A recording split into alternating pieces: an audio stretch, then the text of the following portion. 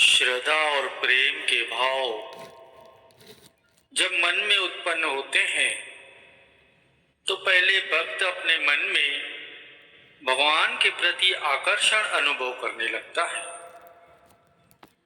परंतु जब ये भाव सुपुष्ट होकर भक्त के रोम रोम में समा जाते हैं तो भगवान भी अपने भक्त के प्रति आकर्षित हो जाते हैं।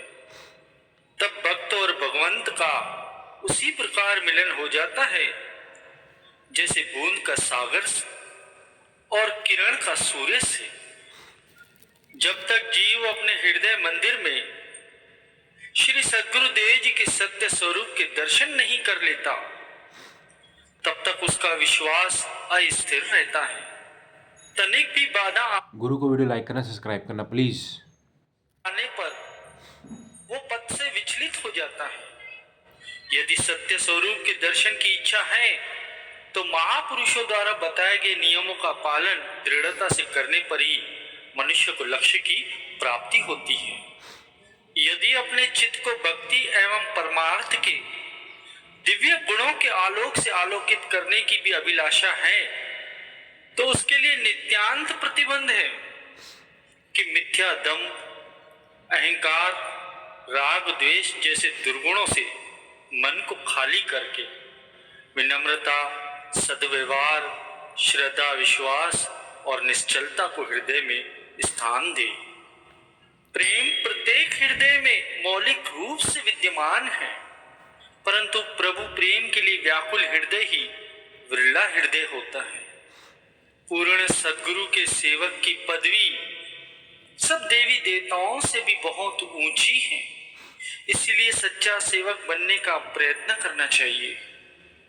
सद्गुरु के दरबार में सेवक को वह निधि प्राप्त होती है जो राजाओं महाराजाओं के पास भी नहीं है, जिसको न आग जला सकती है न कोई चोर लूट सकता है, परंतु मिलती उसे ही है जो सद्गुरु की मौज में चलता है, जो उनकी रजा में राजी रहता है। मानव जीवन सत्यम शिवम सुंदरम है। यह सत्यम शिवम सुंदरम तभी बनेगा जब सच्चिदानंद सद्गुरु के पावन वचनों का मनन करेगा और नाम सुमरन से सुरती की तार को जोड़ेगा। सत्य नाम है सच्चे प्रेम का। यदि आपके मन में किसी के भी प्रति घृणा है तो इसका मतलब यही है कि आपको सत्य की अभी तक प्राप्ति नहीं हुई है। भक्ति रूपी पुष्पों की सुगंधी उस हृदय से ही सौरभ बिखराती है जिस हृदय में प्रभु प्रेम का पुष्प पल्लवित होता है। जिस घर में अंधेरा होता है वहीं चोर सेंध लगाते हैं, और जिस घर में निरंतर प्रकाश रहता है तो चोर उस घर में घुसने का भी साहस नहीं करते।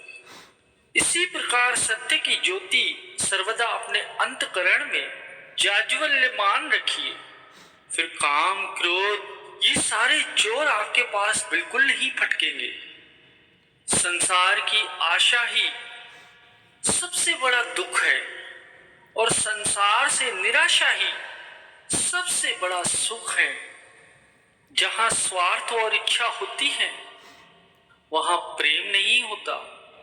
निंदक चाहे कितने भी कर्म धर्म कर ले परंतु वह अपवित्र का अपवित्र ही रहता है, क्योंकि उसने दूसरों की निंदा करके उनकी मैल से अपना मन भर के रखा है, मन मैला करके रखा है।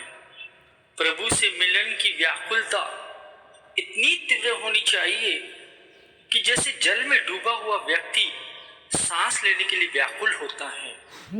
जिसकी सुरती निरंतर सद्गुरु के श्री चरणों में ही लगी रहती है वह तो दूर रहता हुआ भी पास है, और जो सद्गुरु की शरण में रहता हुआ भी जिसका मन संसारिक विषयों में ही भटकता रहता है वह तो श्री चरणों से बहुत दूर है। गुरुमुख यह न सोचे कि मुझे दरबार में शरण प्राप्त हो गई है, अब मुझे कुछ करना शेष नहीं है। अभी तो उसे ये स्मरण रखना चाहिए कि तभी से ही तो उसकी साधना प्रारंभ हुई है। उसे पूर्ण लगन और परिश्रम से अपने लक्ष्य की प्राप्ति में जुट जाना चाहिए। क्योंकि सगुण साकार रूप भगवान के श्री चरणों की सेवा का अवसर सदा नहीं मिलता। वह जीव तो धन्य है जिन्हें ये सुअवसर प्राप्त है। हृदय में सच्ची प्यास और हकीकी तलब पैदा होने पर ही मालिक भी प्रेमी से मिलने के लिए व्याकुल हो जाते हैं। जैसे सूर्य के द्वारा सबको समान रूप से प्रकाश मिलता है, वैसे ही संत महापुरुषों द्वारा सबका समान रूप से हित होता है। जिस प्रकार सूर्योदय होने पर अंधकार का समूल विनाश हो जाता है, उसी प्रकार आत्म साक्षात्कार होने पर अज्ञान का सर्वथा अभाव हो जाता है। सत्य बोलने वाला इंसान हमेशा निर्भय होता है, इसीलिए सत्य बोलना अपना कर्तव्य होना चाहिए। एक आम संसारी व्यक्ति दुनियावी पदार्थों को अधिक महत्व देता है, परंतु एक गुरमुख भक्तजन संसारी पदार्थों को तुच्छ समझकर मालिक की भक्ति को ही अधिक श्रेष्ठ समझता है। भाग्य से अगर संत महापुरुषों का संग मिल जाए तो सब कार्य छोड़कर पहले सत्संग का लाभ उठाओ। कहने मात्र से ही मनुष्य की कभी भूख नहीं मिटती जब तक वो भोजन न कर ले। इसी तरह नाम की कमाई किए बगैर चित्त शांत नहीं होता, भले ही उसने नाम की दीक्षा क्यों न ली हो।